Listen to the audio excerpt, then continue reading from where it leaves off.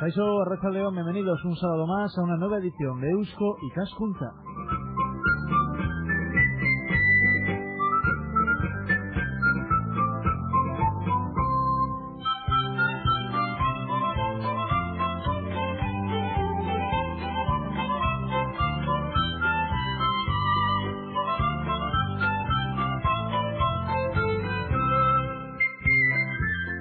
Con permiso de quienes no sean donostiarras o no se sientan donostiarras, que sé que sois muchos, por cierto, los que nos oís desde fuera del territorio también guipuzcoano, hoy este programa se va a tomar el lujo de dar continuidad al protagonismo de la bella EASO, como diría aquel, esta semana. Sabéis que el miércoles se celebró el Día Grande, el Día de San Sebastián, el Día de la Tamborrada, al ritmo de la marcha del maestro Sarregui, símbolo de identidad, sin duda, de los donostiarras. Pues bien, hoy toca hablar también de la capital guipuzcoana, mejor dicho, del futuro de la capital guipuzcoana, un futuro que no andará lejos de lo que agentes políticos, económicos y sociales de nuestra comunidad hayan debatido, hayan acordado y hayan plasmado en ese plan estratégico de la ciudad. Un plan que se encuentra en este momento en revisión para los próximos 10 años, entre medias, ya sabéis, la candidatura a la Capitalidad Europea de la Cultura en el año 2016.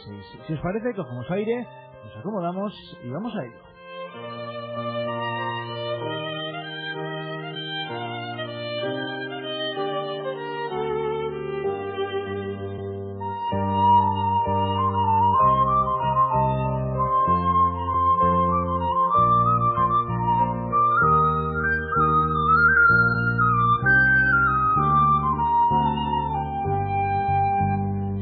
Vamos a pasar ya a presentarles a nuestros dos invitados de esta tarde, de este sábado 23 de enero de 2010. Vamos a hablar, como ya les hemos comentado en nuestra introducción, del plan estratégico de Donostia. Y qué mejor para hablar de ello que precisamente con el director de este plan estratégico, con Kepa Corta. Arratsaldeon, Kepa. Arratsaldeon. Y con Cristina Uriarte, ella es vicerrectora del campus de la UPV en Guipúzcoa y también es presidenta de la comisión delegada del plan estratégico. Cristina. Arratsaldeon. Gracias a los dos por estar en esta casa, aquí en Donostia. Bueno, más de un oyente se preguntará, antes que nada, esto de que una ciudad tenga un plan estratégico, ¿es habitual o somos más chulos que nadie, como diría aquel?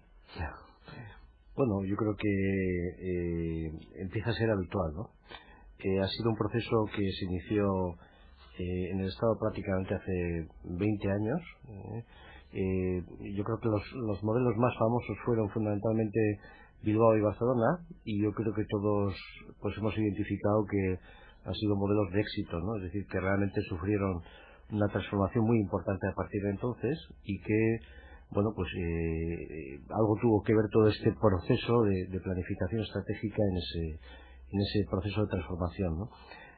Luego se ha extendido a muchas ciudades, y bueno, en Guipúzcoa pues hay territorios, hay ciudades pequeñas, pueblos pequeños que han hecho también esta reflexión desde hace unos cuantos años, y como digo, se ha extendido en prácticamente todas las ciudades, ¿no? Hasta el punto de que la ley de grandes ciudades del año 2004 pues ya aportaba la necesidad de crear un consejo social en la ciudad que permitiese que hablase de los grandes proyectos urbanos, del desarrollo económico y de la planificación estratégica de la ciudad, ¿no? Y de hablar del futuro de la ciudad, de por dónde tenemos que tirar, ¿no? Y eso pues yo creo que es muy importante en todo, ¿no? Desde la vida hasta es básico, ¿no?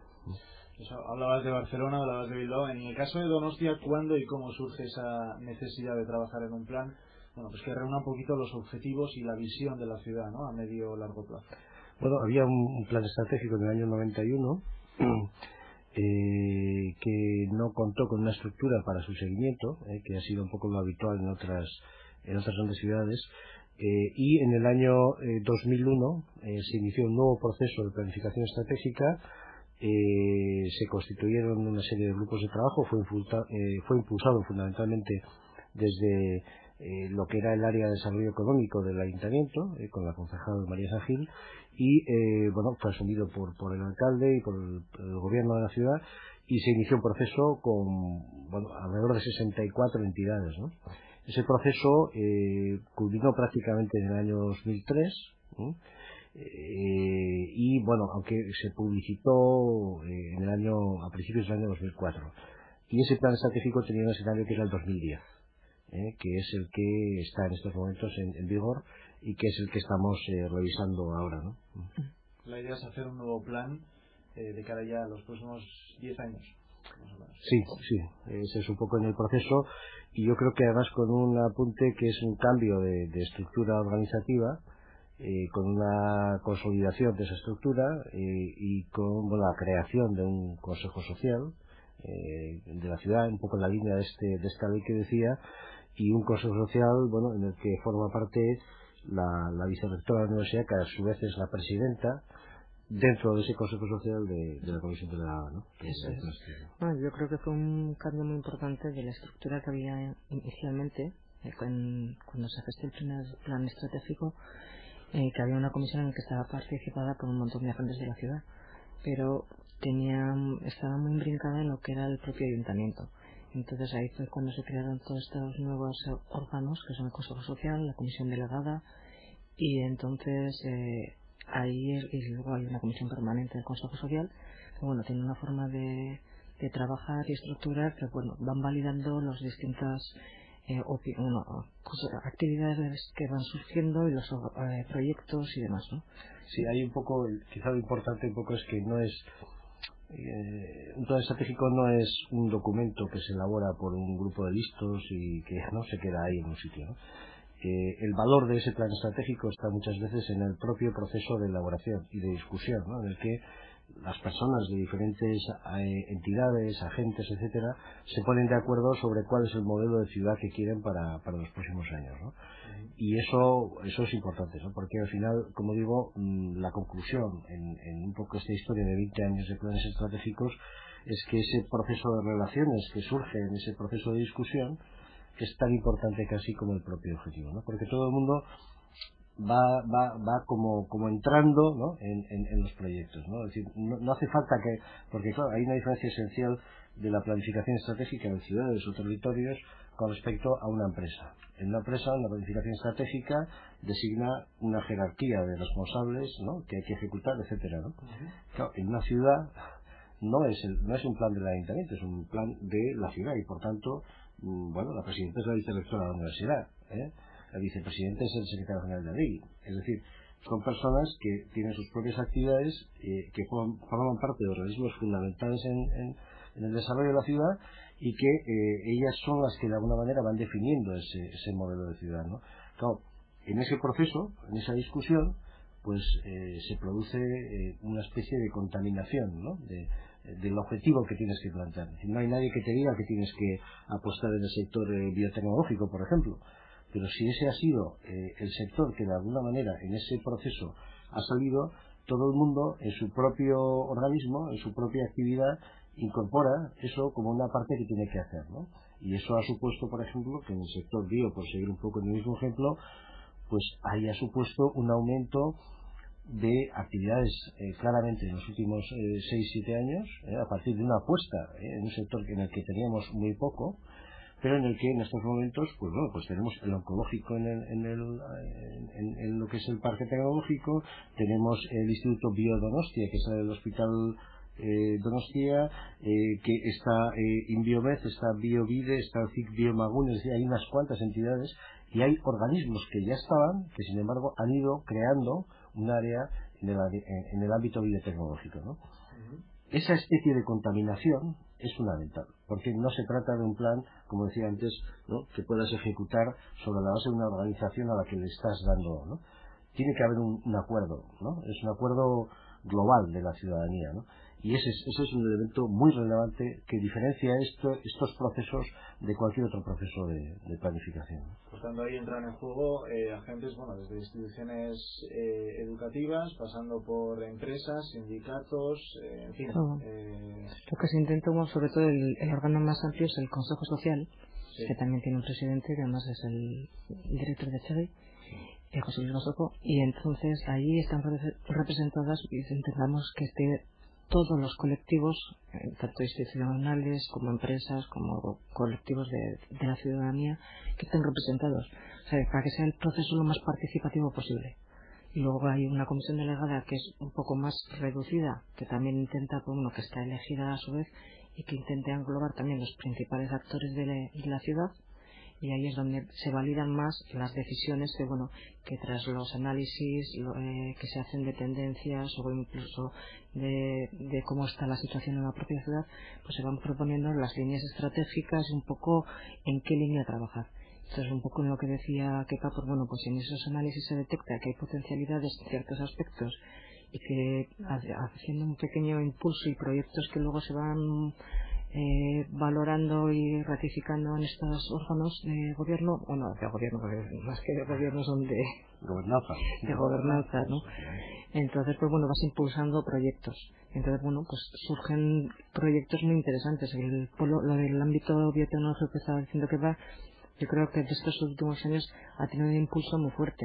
Entonces, también el hecho de que estén todos concentrados en una misma zona de la ciudad, el que haya distintos agentes que se les haya ido poniendo de acuerdo o fomentando reuniones, y entonces eso ha creado un caldo de cultivo que todavía hace potenciar mucho más toda esa área, ¿no?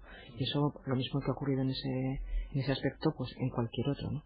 Pero se trabajan muchos temas, o sea, no solamente el desarrollo socioeconómico, sino también estamos hablando de valores, de cohesión social, de vivir en la propia ciudad, ¿no? Es complicado de alguna forma llegar a consensos, porque claro, estamos hablando de agentes por un lado tan diferentes y por otro lado con objetivos, pues algunos comunes, pero otros quizá no tanto, ¿no? Igual se intenta barrer para casa. Cuando el proceso de discusión ha habido momentos, pues porque en estos 10 años prácticamente pues ha habido momentos más tensos que otros, ¿no? Pues porque probablemente el conflicto institucional, el conflicto político se traslada también a la discusión en estos ámbitos, ¿no? Los agentes, nos puede decir la presidenta, pues tratan un poco de escaparse de esa especie de debate permanente, pero lo cierto es que yo creo que eso ha cambiado sensiblemente en estos momentos, y que, cuando uno entra en un proceso de discusión en blanco, sin jerarquía, sin yo estoy en el poder y tú estás en la oposición, o tú eres de tal institución y yo soy de otra, ¿no? Cuando uno entra en la discusión en blanco, en papel en blanco, y empieza a partir de ahí, es muy difícil no llegar a acuerdos. Es decir, yo creo que realmente en esos procesos de discusión, si se genera un cierto grado de confianza, que es un valor fundamental, yo creo que ahí esa posibilidad de acuerdo es mucho más posible, ¿no? Y eso, fue una realidad en el plan estratégico que finaliza ahora, y yo creo que va a ser una realidad también en este que estamos en estos momentos trabajando, ¿no? Ajá. Se trata de no de un documento, de un plan vinculante, en el sentido de que todos los acuerdos que se alcanzan en ese plan luego son llevados al gobierno municipal y ahí tienen que ser aprobados, o cómo funciona un poquito ese proceso. Sí, por eso he intentado un poco explicar antes, es decir, no es un proceso obligatorio, es decir, no es como un plan como puede ser el plan general, por ejemplo, ¿no? Que obliga legalmente a asumir eso, ¿no?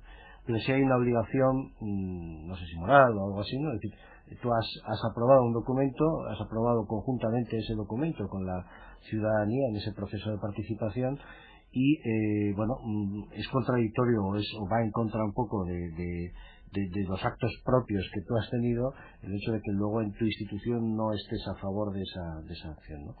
Eso puede pasar, porque ya digo que no es un documento obligatorio, pero normalmente no pasa, porque es muy difícil después tirar para atrás en un documento que ya has pactado con la ciudadanía de alguna manera, ¿no?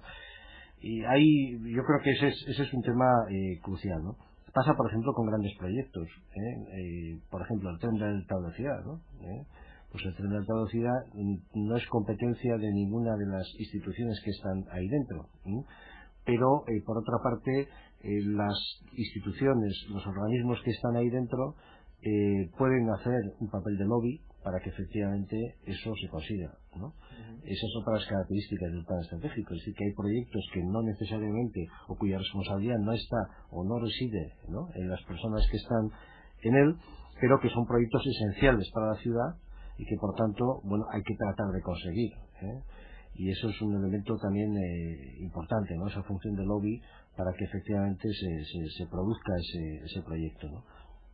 De alguna forma, entonces, lo que estáis intentando es despolitizar un poquito ese proceso para que lo que se ha consensuado desde abajo después pues tenga una serie de garantías arriba, ¿no? Bueno, la política participa en ese proceso de discusión. Quiero decir que yo creo que no hay una contradicción en ese sentido, ¿eh? Sí, pero bueno, luego hay formaciones, las formaciones políticas, por ende, después hay momentos en los que interesa sacar ciertas cosas, en momentos en los que no. Sí, pero yo creo que cuando la tienes... crispación que hemos vivido, de la que tanto se ha hablado, ¿no?, últimamente. No sé si eso afecta o tratarse de un documento no vinculante en ese sentido, o no, por lo menos no obligatorio. Pero al final yo creo que se refleja en el documento y por tanto es que no se puede desvincular, es decir, al final el político tiene que funcionar en función de la temperatura que mide, ¿no? Y entonces si hay un plan estratégico que está con una gran participación, que está con un gran consenso, que te está diciendo pues la apuesta de la ciudad va por aquí, lo que el político que le toca realmente legislar y gobernar no puede cerrar los ojos y olvidar de que eso está ahí. Otra cosa que lo hará de una forma o lo hará de otra, buscará unas herramientas o buscará otras, pero al fin y al cabo tiene que confluir más o menos en las propuestas que están ahí recogidas, porque recoges un poco lo que la ciudad demanda. Entonces claro, el político se debe a la propia ciudad. Sí, la experiencia es de que hay menos desacuerdos de lo que parece, ¿eh? Por eso decir que cuando inicias un proceso de discusión, no en términos de análisis, estás hablando de por dónde va esto, tal, o sea, al final es casi un callejón sin salida, ¿no? Es decir, que es un embudo, ¿no?, que te va llevando ese proceso y bueno, pues yo creo que en ese sentido, como decía, yo creo que en estos momentos pues hay un ambiente, entre comillas, pues también con la política interesante, pues porque pues hay acuerdos, es decir, se han producido acuerdos importantes, hay acuerdos entre instituciones, que en momentos concretos anteriores han sido más conflictivos, y bueno, pues yo creo que en ese sentido quizás sí que efectivamente va más rodado que otras veces en las que sí que ha habido conflictos pues más importantes, ¿no? Pero el conflicto tiene que haber, es decir, que el problema está en la solución a ese conflicto, es decir, cómo esa discrepancia, ¿no?, cómo se soluciona, cómo se encauza de alguna manera, ¿no? Y yo soy un defensor de lo diferente, de lo diverso, es decir, porque me parece que es la fuente del progreso del ser humano, ¿no? Es decir, los monopolios, sean estos de cualquier tipo, ¿no?, pues no generan una discusión, no permiten una ciudadanía activa, ¿no?, que participa, que discute, y bueno, pues aunque hay frustraciones en ese proceso, pues yo creo que en general pues es eso, ¿no? Es decir, tenemos que discutir más, divergir más para converger después, pero tiene que haber esas opiniones diferentes, esos puntos de vista diferentes que permiten ver desde diferentes ángulos, ¿no?, los problemas y las soluciones, ¿no? Y yo soy un defensor absoluto de eso, ¿no? Y creo que además uno de los problemas que tenemos, y creo que entronca también con el ámbito de los valores, es precisamente que nos cuesta discutir, porque estamos casi en un discurso terminante, ¿no? Entonces no entramos en esa fase de decir, bueno, igual el otro tiene algo de razón, ¿no? Y entonces ahí muchas veces hemos perdido quizá una práctica que es fundamental y que es el diálogo, la expresión de lo que uno piensa con total naturalidad, pues por todo lo que nos está pasando, ¿no? Y ese es un tema, pues en el proyecto que también en esta línea un poco de colaboración interinstitucional estamos llevando a cabo sobre capital social y valores, pues pues esa es una de las piezas, ¿no?, fundamentales en esta sociedad, ¿no?, en la que pues hay personas que tienen que llevar escolta, ¿no? Sí. Hay personas que no tienen o no pueden pues optar a entrar en la política por tener razones también. En fin, hay personas que no pueden decir a qué partido votan cuando hay una encuesta, ¿no? Es decir, tenemos un montón de elementos, ¿no?, que distorsionan nuestra convivencia, ¿no? Y ese es un tema, es nuestro gran tema, ¿no? Y eso se verá reflejado en el plan también. Sí, yo creo que claramente en el proceso anterior la violencia era la debilidad más importante, o de las más importantes evidentemente, y en estos momentos pues en el proceso también. Sí, porque eso es lo que estaba comentando antes, que cuando se tocan temas diversos, puede ser cohesión social, como la inmigración, el tema de la violencia, y pues de ahí pueden surgir proyectos interesantes, pues como puede ser en el entorno de los derechos humanos, de la paz. Entonces, bueno, pues yo creo que es que se intenta, pues lo mismo que todos aquellos temas de la igualdad, el papel de la mujer, bueno, hay un montón de cosas, ¿no? Entonces, de alguna forma, en este proceso de revisión que estáis ahora para determinar un poquito el plan estratégico de cara al año 2020, ¿hacia dónde diríais que camina Donostia? ¿Cuál es la apuesta?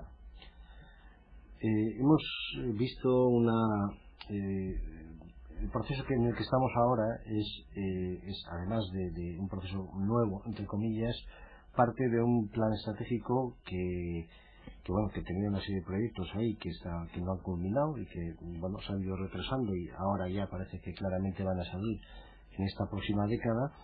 Pero había una estrategia que hemos considerado que ha sido buena, y que hay que continuar por lo menos en algunos aspectos en esa línea, ¿no? En estos momentos estamos en un proceso de definición de por dónde tirar, ¿no? Pero sí parece que una apuesta que hicimos en el plan estratégico anterior, por ejemplo por la creatividad y la innovación, pero que la hicimos en el año 2003, no ahora, cuando todo el mundo habla de lo mismo, ¿no? Es decir, parece que es una buena línea, ¿no? Desde el punto de vista de la ciudad, ¿no?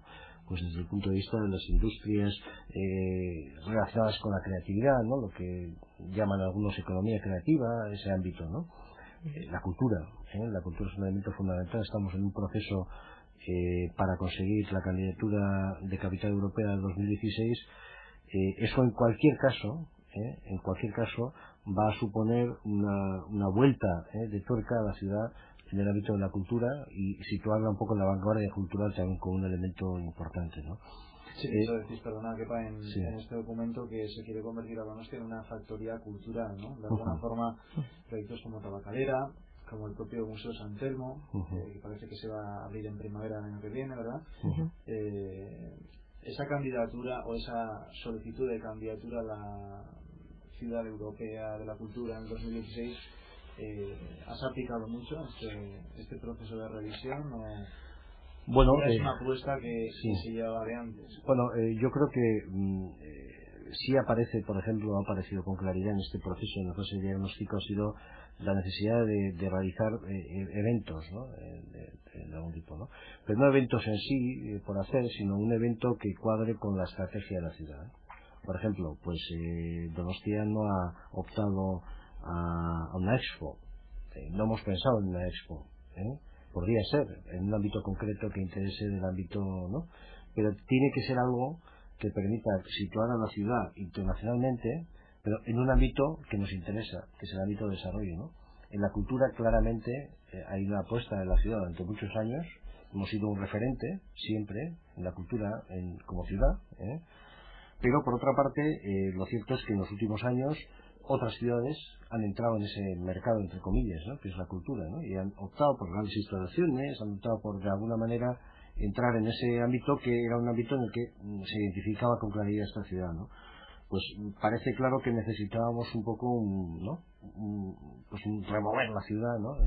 Volver otra vez un poco a darle la vuelta para volver a situarnos en un ámbito de vanguardia en este sentido, ¿no?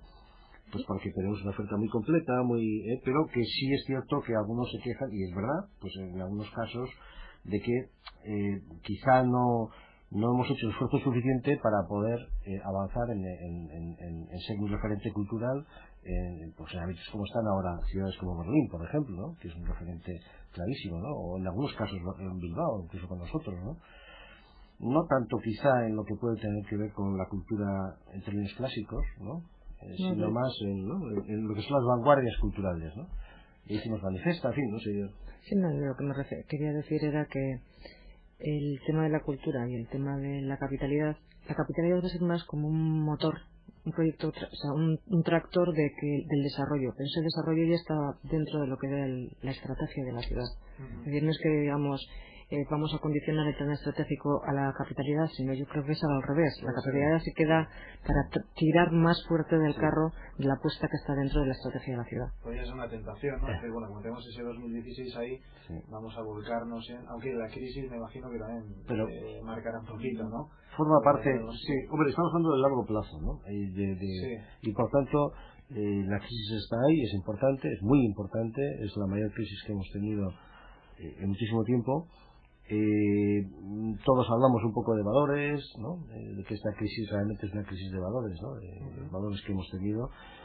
Bueno, nosotros hemos puesto los valores en el primer lugar, ¿no? En la nueva estrategia claramente se apunta ese como un elemento fundamental en esta ciudad, es decir, tenemos que entrar a analizar eso, ¿no? Y eso, claro, es un poco como pasa con el 2016, ¿no?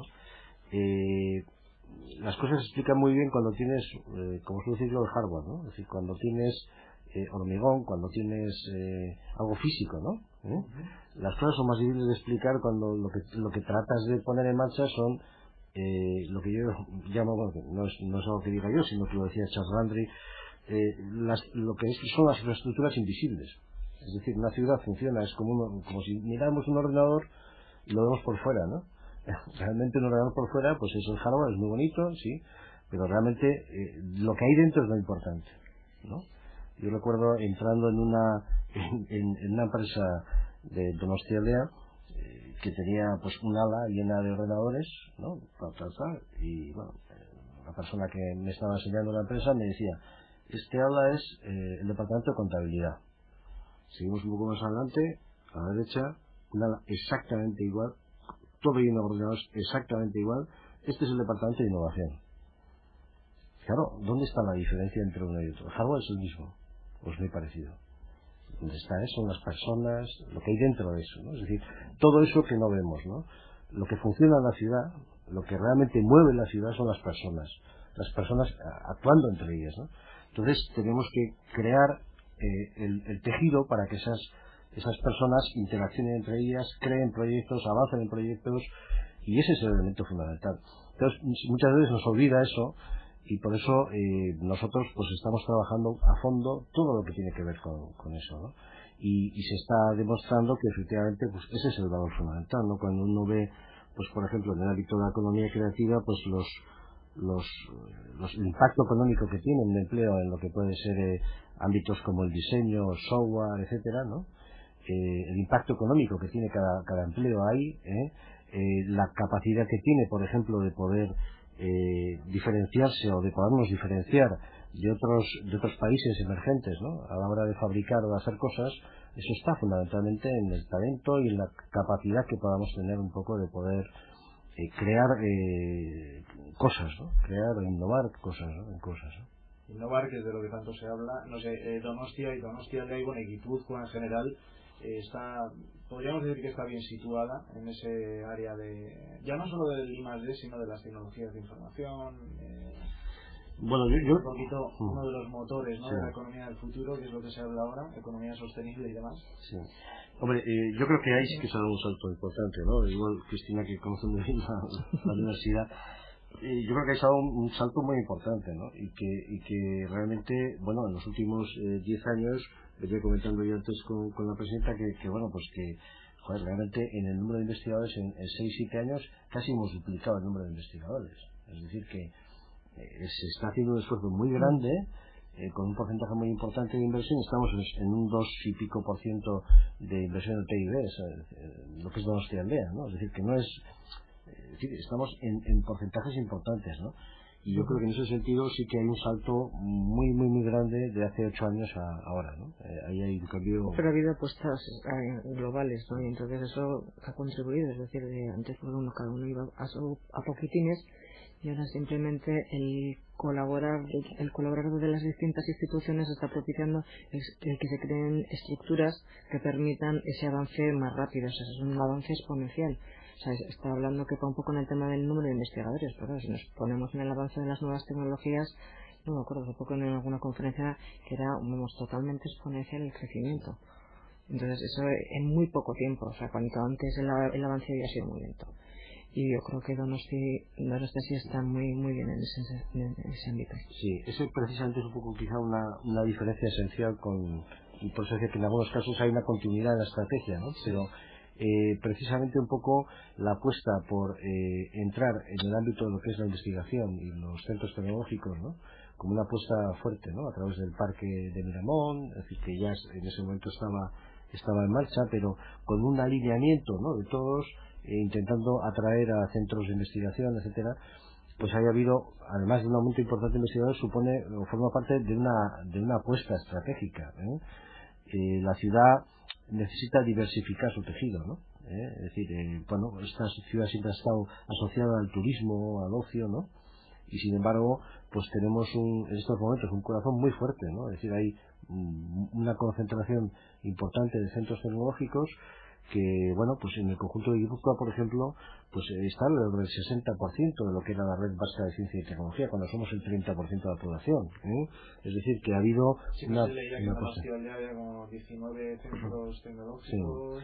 Sí. Y ese dato ha mejorado, porque es un dato que corresponde un poco a un par de años anteriores, ¿no? Sí. Pero eso sí que supone un cambio. Claro, que forma parte también de un cambio de lo que es lo que hablábamos un poco antes. La estrategia lo que supone es decir, tú estás yendo hacia el futuro, si no haces nada, pues esto va en un camino concreto. Con la estrategia lo que tratas de decir es, sí, si yo voy así, pues hombre, dentro de 5 años igual tengo un problema gordo, porque no tengo no sé qué cosa, ¿no? Claro, nosotros en el ámbito del plan estratégico lo que hicimos fue análisis, es decir, por ejemplo, en población, ¿no? En población, pues en el análisis que hacíamos, en el 2001, entre 10 y 20 años, teníamos la mitad de población que entre 20 y 30 años, que era el pico más grande, ¿no? Claro, ¿eso qué consecuencias tenía? La consecuencia es de que, bueno, al cabo de 5 años había un proceso muy grande de pérdida de población justo en el sector que accedía a la vivienda, en el sector que accedía al empleo, y que por tanto íbamos a necesitar mucha inmigración, que es lo que está pasando. Ahora, eso pues en el año 2002-2003 parecía, bueno, pues no parece que, bueno, pues esa planificación permitía un poco incorporar eso en el análisis, ¿no? Otro factor que también es importante es que hemos ido lo diría fabricando una palabra excesiva, ¿no? Pero hemos ido formando, ¿no?, a muchas personas, y tenemos, por ejemplo, entre 35 y 39 años, un 37% de la población tiene estudios universitarios. En la media europea de los 15 era el 20%. Entre 55 y 59 años el porcentaje es del 20%, el de la Unión Europea es del 12%. Es decir, tenemos una población que va aumentando en un porcentaje en estudios universitarios, y eso nos condiciona desde el punto de vista de qué empleo creamos. El turismo está muy bien y genera empleo cualificado, pero necesitamos mucho más empleo cualificado para que efectivamente podamos hacer que nuestros jóvenes se puedan quedar a trabajar aquí, ¿no? Sí, porque digamos que lo que ha predominado es el sector servicios aquí históricamente, y sobre todo algo que me llama mucho la atención en la administración pública. Sí, pero son porcentajes muy similares a otras ciudades, es decir, que son capitales de provincia, ¿no? Pero sin embargo, el porcentaje de empresas de servicios que están relacionadas con el mundo de por ejemplo, la consultoría, o el mundo, incluso en algunos ámbitos de los centros tecnológicos, que están más en ese ámbito que en otros ámbitos, ha habido un aumento muy significativo. Y eso, claro, cuando uno compara, ¿qué podemos hacer para que efectivamente los jóvenes puedan quedarse aquí, ¿no? Pues tendremos que generar ese tipo de actividades, como suelo decir yo, comparando, por ejemplo, una infraestructura logística, ¿no? Genera muy poco empleo cualificado por un montón de metros cuadrados, ¿no? Sin embargo, en una infraestructura de investigación tienes en muy pocos metros cuadrados tienes muchas personas cualificadas, ¿no? Y la diferencia es enorme. Son los dos extremos de alguna manera, ¿no? Nosotros tenemos que ir buscando ese tipo de actividades, y luego, en segundo lugar, también intentando buscar la conexión de la ciudad con nuestro entorno. Por ejemplo, si Bilbao se sitúa a 38 minutos en tren de alta velocidad, como se va a situar, pues una persona puede estar trabajando perfectamente, ya lo hacen muchos en estos momentos, pero puede estar trabajando en Bilbao y viviendo en Donosti perfectamente, ¿no? Se aumenta la escala del empleo potencial, ¿no?, para este tipo de personas, ¿no? Entonces, bueno, tenemos que actuar sobre eso para que, bueno, no tengamos, o bueno, por lo menos se vayan el mínimo posible de personas jóvenes a emprender fuera de aquí, ¿no?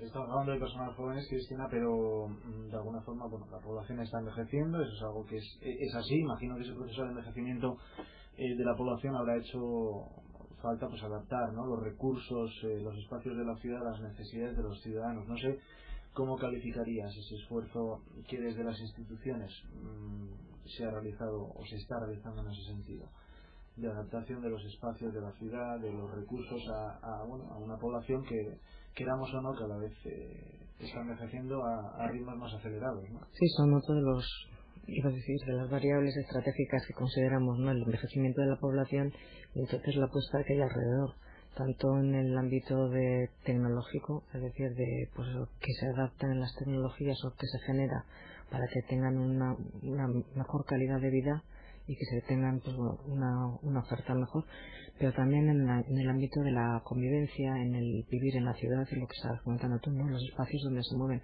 Lo mismo ocurre con la juventud. Estabas comentando los jóvenes, pues también otro de los puntos es el ocio. Estamos hablando de una ciudad cultural en la que dices, bueno, ¿cuál es la oferta de ocio que tienes para captar a la juventud y que no se quiere ir fuera?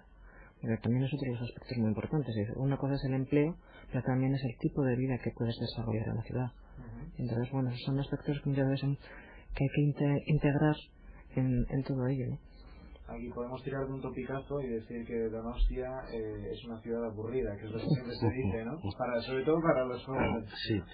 Hombre, yo creo que menos, ¿no? Pero sí es cierto que esa percepción existe, ¿no? Yo creo que hay...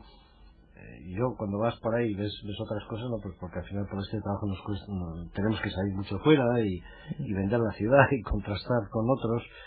Pues joder, que se ha hecho un esfuerzo en lo que es cultura de proximidad muy importante. Es decir, muy pocas ciudades tienen las infraestructuras de cultura que hay en barrios, etcétera, que tenemos. Es cierto que faltan en algunos barrios, pero que realmente el esfuerzo es muy importante, ¿no? Joder, Burdeos, por ejemplo, pues destina el 80% de su presupuesto de cultura a la ópera. Es decir, no tiene infraestructuras de este pelaje, por ejemplo, ¿no? Eso no quita que yo creo que sí que efectivamente falta un poco, yo creo que nos falta un punto de diversión, ¿no? Sí. Y yo creo que pero eso también influye un poco en el carácter de sí. las personas, es decir, el carácter de los vascos, iba a decir, no tiene nada que ver con el carácter de los catalanes o los de Madrid. Entonces, claro, el punto de diversión es distinto. A lo mejor corres el riesgo de perder tu identidad como vasco, ¿no? De tener que ser andaluz. Sí. Hombre, yo creo que somos demasiado serios en ese sentido, ¿no? Somos con conocimiento de causa, ¿no? Pero yo creo que al final ese punto de diversión, hay aproximaciones ahora muy interesantes a lo que es la ciudad, ¿no? Y cómo se vive en la ciudad, ¿no? Y cómo la ciudad te afecta desde el punto de vista de la felicidad, ¿no? Yo hace unos años empezamos un poco a reflexionar sobre esto y comentábamos, bueno, realmente ¿cuál es el objetivo de alguien que está gestionando una ciudad, ¿no? Pues yo suelo decir que mi objetivo es que los donostiarras sean felices. Claro, no soy Dios, pero ¿eso cómo se hace, no? Pues intentando crear determinadas condiciones para que efectivamente eso sea así, ¿no? ¿Pero qué condiciones? Claro, cuando uno ve sociedades que tienen un desarrollo económico muy importante, pero que son realmente infelices, pues realmente ahí hay un punto de equilibrio entre los factores que yo creo que es una de las claves, ¿no? Por ejemplo, nosotros hicimos una encuesta de percepción que da alrededor del 90% de satisfacción o mucha satisfacción de vivir en Donosti, ¿no? Si hacemos más amplio el entorno metropolitano probablemente sería menor, pero el porcentaje era el más alto. Lo comparábamos con Estocolmo, Copenhague. Bueno, Estocolmo estaba a 10 puntos de distancia, una cosa así que era la mejor que tenía, ¿no? Pero recientemente en Richard Florida, un gurú, entre comillas, de lo que es el ámbito de la economía creativa, hizo un estudio sobre la importancia entre la ubicación y la felicidad, ¿no? ¿Dónde vives, no? La importancia que tiene para ser feliz. Y en ese estudio, en Estados Unidos, hizo también la misma pregunta en ese marco. Aproximadamente un 64% de la población que vivía en zonas urbanas decía que estaba satisfecho, muy satisfecho de vivir en la ciudad, ¿no? Pero la ciudad que más tenía un sentimiento de felicidad era la ciudad de Nueva Orleans antes del Katrina, con todos los problemas de seguridad que tenía, ¿no? Porque realmente es una de las ciudades más europeas de Estados Unidos, ¿no? Pero tiene una intensa vida social, tiene otra serie de factores muy interesantes. Por ejemplo, uno de ellos que destaca y que además que bueno, los que estamos defendiendo la importancia del capital social pues es crucial. Por ejemplo, más del 50% de la población iba a la iglesia por lo menos una vez a la semana. Bueno, nosotros eso no lo tenemos muy bien, pero en la cultura, por ejemplo, de Estados Unidos, la iglesia ha sido el elemento de encuentro, el punto de encuentro de la ciudadanía, ¿no? Entonces, el resto estaba aproximadamente en el 20% y ahí en esa ciudad era del 50-53%, ¿no? Ese entorno social, ¿no? O parece que es muy importante desde el punto de vista de la felicidad, ¿no? Esas ciudades que tienen puntos de encuentro, ¿no? Algo de eso hay, y yo creo que en ese sentido, pues bueno, por ahí van las cosas, ¿no? Es decir, cuando uno estudia el proceso de desarrollo de las ciudades, ¿no? ¿Dónde se produce el desarrollo humano? El gran salto. Pues a partir de la creación de las ciudades hace 5.000 años. Las ciudades han sido ese elemento de convivencia, ¿no? de cercanía, y ese elemento de convivencia y de cercanía ha sido determinante probablemente desde el punto de vista del desarrollo, ¿no? Crear esas condiciones es probablemente una de las claves, ¿no? Y eso tiene que ver pues cómo diseñas la ciudad, ¿no? Cómo buscas los puntos de encuentro, ¿no? La ciudad privada, ¿no? Que es la ciudad para vivir, efectivamente, ¿no? Que está en esa vivir y disfrutar, ¿no? Diríamos un poco, ¿no? Yo creo que incorporar esos valores, esos factores, ¿no? Ligados a esa emoción de vivir, ¿no? Sí, no se trata. Hace años era impensable hablar de valores emocionales a la hora de hablar de una ciudad. Y hoy en día prácticamente es la Biblia o el vademecum de lo que se ha llamado el city branding, ¿no? Sí. Esos valores emocionales, cómo vender una ciudad a base de emociones y no de... Bueno, tenemos un ejemplo con las olas de energía ciudadana, que es el lema de la capitalidad cultural de Donostia, ¿no? Sí. Habláis también del empleo, del papel de la inmigración. Se habla en este documento de desarrollo de políticas inmigratorias que faciliten la integración de estos colectivos. En fin, estos últimos días también estamos teniendo ejemplos en las noticias de lo que se está haciendo mal, digámoslo así, a la hora de integrar a la inmigración en nuestro país. Aquí también ha habido una polémica bastante constante, diría yo, sobre el papel, en fin, digámoslo así, los pisos tutelados de la Diputación, de menores extranjeros no acompañados. No sé si en eso estamos evolucionando poco o incluso estamos yendo hacia atrás. Bueno, yo creo que al final ahí el problema está en que la inmigración hay que tratarla de frente, diría yo, ¿no? Y hay que tratarla. En el ámbito educativo, los hijos de inmigrantes tienen más o menos un circuito, ¿no? Está como bien encauzado, está bien analizado. Pero ¿quién se ocupa de los adultos que vienen aquí y que no tienen ningún tipo de información, formación sobre el modo de vida de ese entorno, ¿no? No tienen ningún tipo de obligación, no tienen ningún tipo de devoción, diría yo, ¿no? Y los grandes problemas están en eso, es decir, está fuera del circuito.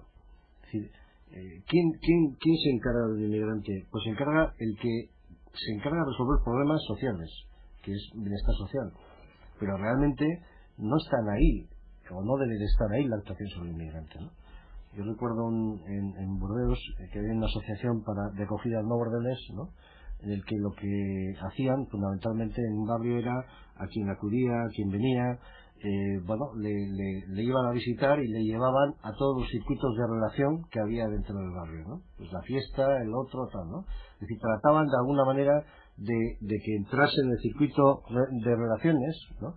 Que es el que te permite que te vayas integrando en una determinada población, ¿no? Eso se puede hacer en pequeñas cantidades, pero en grandes cantidades es mucho más difícil de hacer, ¿no?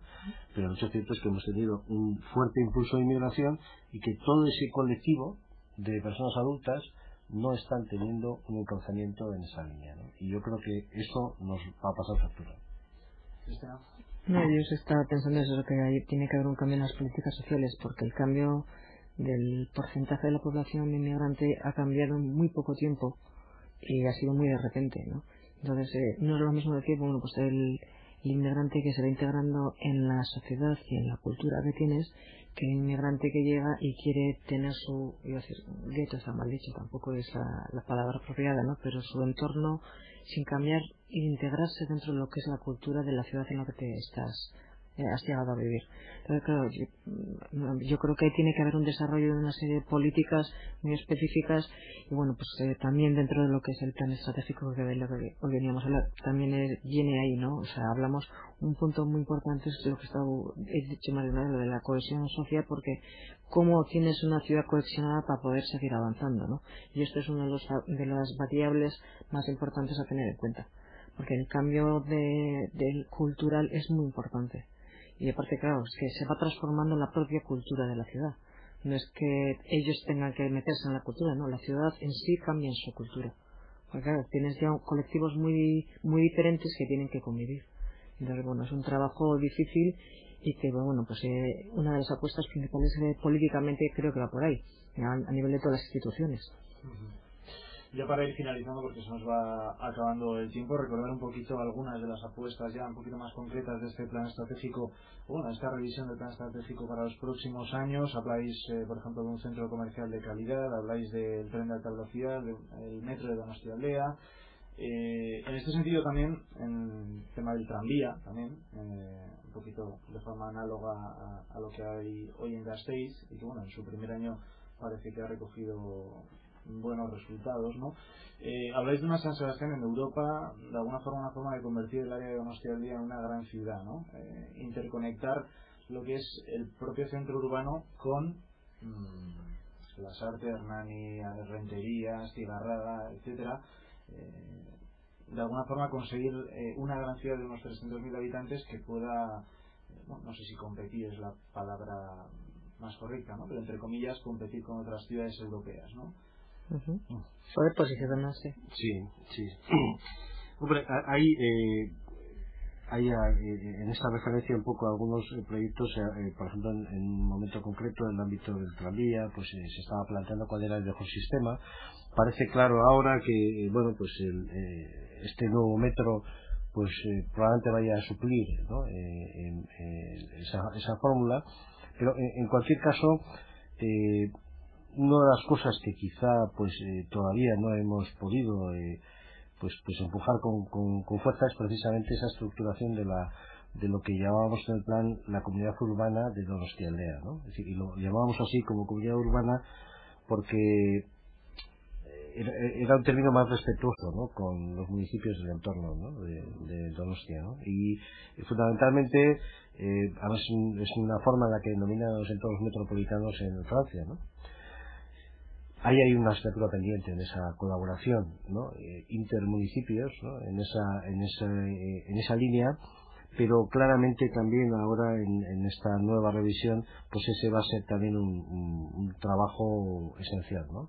La colaboración entre los municipios, viendo un poco cada uno qué papel tiene, en fin, es fundamental, y sobre todo además teniendo en cuenta un poco, por ejemplo, la regeneración de Pasaia, ¿no? Que está ahí, que ha ido dando vueltas una y otra vez, pero que, bueno, yo creo que en estos momentos ya es, o va a empezar a ser una realidad, ¿no? Sí, pero un factor importante es que no es solamente el hecho de incorporar a las distintas poblaciones que están próximas por cuestión de tamaño, sino por cuestión de calidad. Es decir, no estamos intentando aglutinar simplemente por ser más grandes, y de ser más grandes parece que somos algo más, ¿no? Simplemente por tener una mejor calidad y que sea todo, estemos todos colaborando en conseguir eso. Muy bien, quepa corta. Cristina Uriarte, eskerrik asko bioi. Muchas gracias a ambos por estar con nosotros esta tarde aquí en la Irratia de la Media. Eskerrik asko zuri.